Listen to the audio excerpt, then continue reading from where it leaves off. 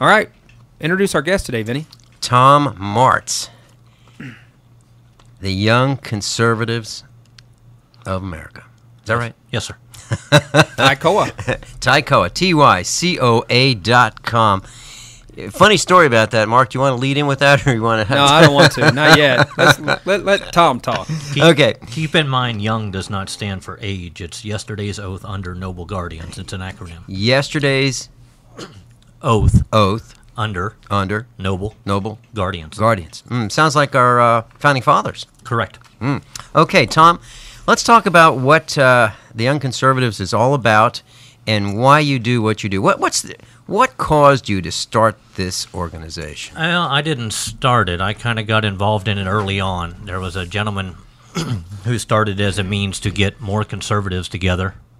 And we started out with meeting, I think, every week, once a week. And we started on platform positions, kind of like starting your own constitution right from the very beginning. Okay. And what was the reason why you felt this was necessary? Because there's too many elected officials who the rhetoric does not match their voting record, and they don't follow the Constitution. You're talking about like the guy at 1600 Pennsylvania Avenue? I'm talking about them all at 1600 Pennsylvania Avenue, including most of the ones up in Jeff City currently. Capitol Hill, Jeff City? Yes, all sir. of them. Gotcha. Okay. All of them. Okay, so you specifically focus on whom? We specifically focus on Jeff City. Okay, so this is a local organization that is holding accountable people that we elect to represent us, and you want to make sure that they do that properly, efficiently, and effectively. Is that correct? Correct. They are hired by us. I mean, Yeah, we pay them, don't we? sadly, we elect them and then we ignore them. Well, you don't ignore them, do you? Well, no, we don't ignore them, and it's kind of like... And you know what? They don't like that. No, we've gotten into some highly controversial topics with some state legislators, and they're not too keen on people watching what they do. Well, I understand that, and we're going to get into some specifics right after this brief break here on USA Prepares. We're here with Tom Martz, founder of Locke Smith Awards, along with TYCOA. This is Mark Wright. I'm here with Vincent Finelli, the original survival economist. We'll be back on KWTO 560 AM in just a brief moment.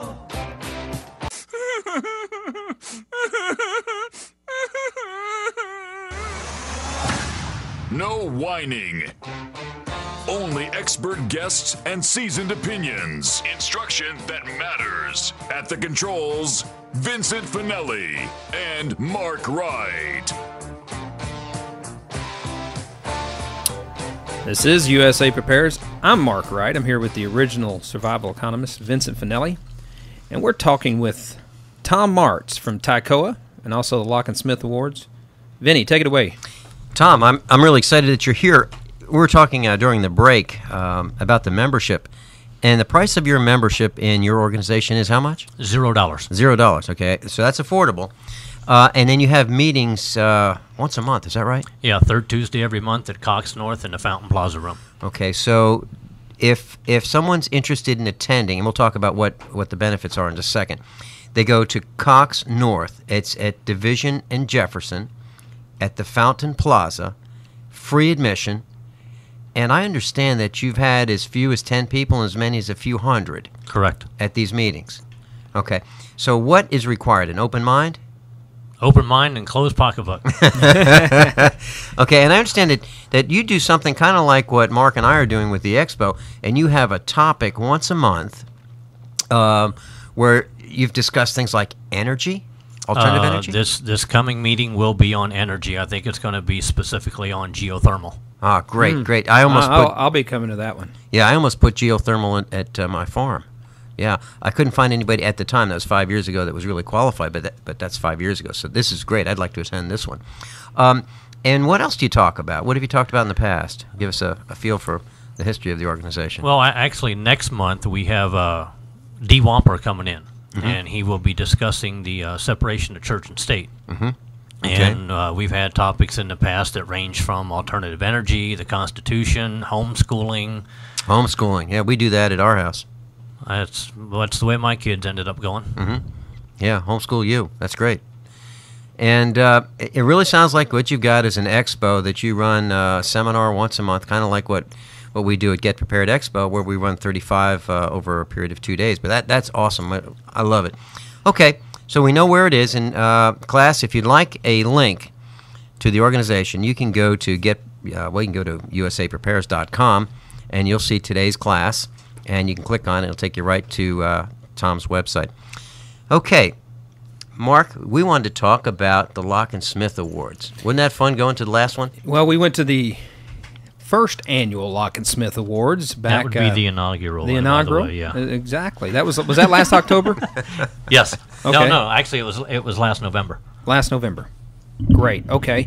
I thought it was absolutely fascinating, and that's why we wanted to have you on the show today to talk about the Locke Smith Awards. We're going to have the second annual event this year in October. And what's the date on the banquet, and where are we having it? It will be the second Saturday of October. I think that's the 8th or the 9th, and it will be again at University Plaza. Okay. All right. Explain to the audience what the Locke Smith Awards are. The Locke Smith Award is given to the state representative and the state senator who has the most constitutional voting record out of anyone in Jeff City. That is a fantastic concept and idea. Now, okay, so we had the initial banquet last November. Who were the winners last year? Last year in the House, it was Cynthia Davis. Regretfully, she was term limited out, so we couldn't have the award at Jeff City. There's a double-edged sword with term limits, aren't there? That is correct. Yeah. And then in the Senate, it was Senator Matt Bartle from up in Kansas City, and regretfully, he was also term limited out.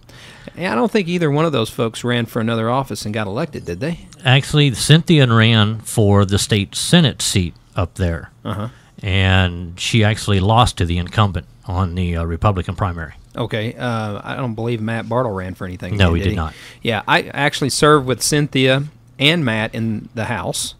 I was term limited out, and Cynthia was still there. And then Matt, a few years when I was into the House, my House term, Matt Bartle got elected to the state Senate, and I thought both of those guys were great elected officials, and it does not surprise me that they would be your inaugural winners. But neither one of those guys are eligible to win again since they're out of office.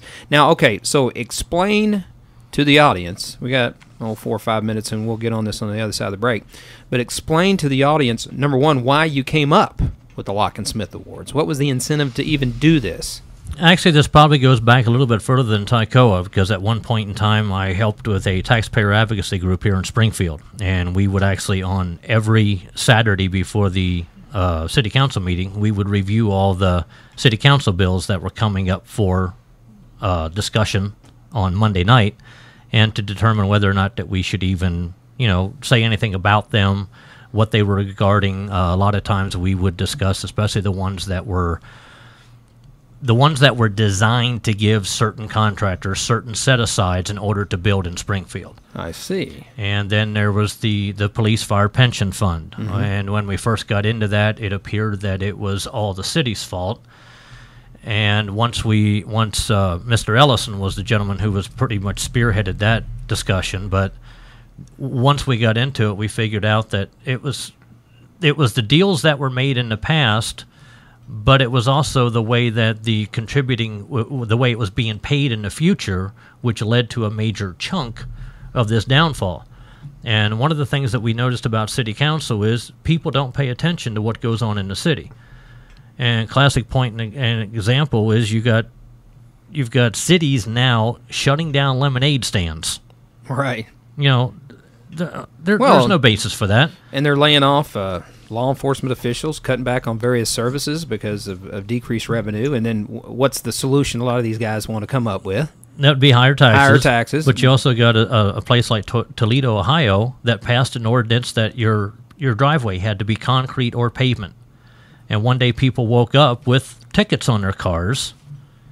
So they dreamed up a new way to get revenue. Correct. Right. Yeah. So and that's going on all over America. Are you saying that our representatives are in the concrete and paving business?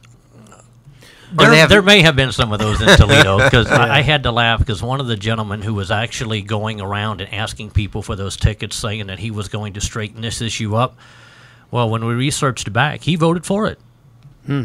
So basically, he told the people then, I know what's best for you, but now that you're going to get outraged and mad, you might boot me out. Well, now I have to coalesce you, and hopefully you won't boot me out. Right, right. So essentially, the origin of the Locke Smith Award started back then, analyzing municipal ordinances. Correct. Going into law. So you took that concept and now you're applying it to the state legislature and state laws, Constitution, in regards to the Constitution and and statutes.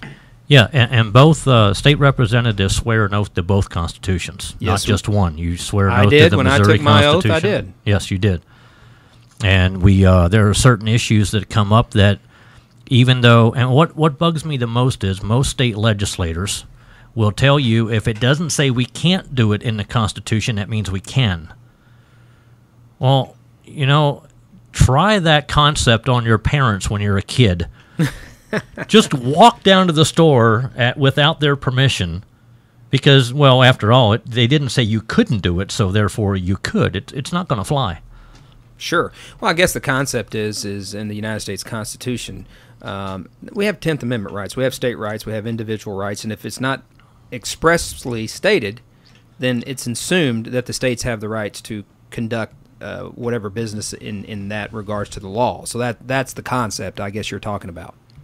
But you also have in the federal Constitution, you have Article 1, Section 8, which is actually in there as a limitation on the federal government. It's not there to fund every program known to mankind. And one of the things that we did before we actually started this is we actually went back and read the Federalist and Anti-Federalist papers. Because in order to define the Constitution, you got to look at the way the words were defined back then, not the way we define them today. And that's how we're getting the basis of the Locke Smith Award. Okay, so you take the concept of, essentially, though, to award the Locke Smith Award, though, you're taking it from the United States Constitution, not the Missouri State Constitution. Is that correct? There's a lot of things that we have found within reviewing last year and this year that there's no way you can make the jump to say that we have the right to do this. Mm-hmm. And those things, we've got a certain amount of bills, like bills that only make a couple word changes. All we're doing is we're looking at the changes. We're not looking at the whole complete bill, which is where you'll find a lot of the bills that are going through the process, they'll get accepted by the committee because what the change that occurred in the bill really didn't make the bill any worse than what it already was. Okay, before we get too far down that road, essentially, so what you're saying is every vote that a legislator takes on a bill, you are reading, your legislative committee is reading it, analyzing it, and grading that bill based upon the Constitution, and then you grade the individual legislator based upon what they voted on that bill. Correct. And any bill that we reject, since it's harder to prove a negative, right, we have to show the portion of the bill that we're using for the basis of that rejection. Gotcha. Okay. So now, you guys are reading every bill and amendment or just every legislation? Well, last year we only reviewed the 107 pieces of legislation that made it to the governor's desk. Gotcha, that passed. And some of the complaints that were funneled down to me was that wasn't enough of a criteria or enough of a sample to grade somebody on. Too narrow of a sample, it would be their argument. This year we expanded, and any bill that made it from the House to the Senate and any bill that made it from the Senate to the House are all being reviewed. How many bills is that? Oh, that's close. I'm going to say it's about 600.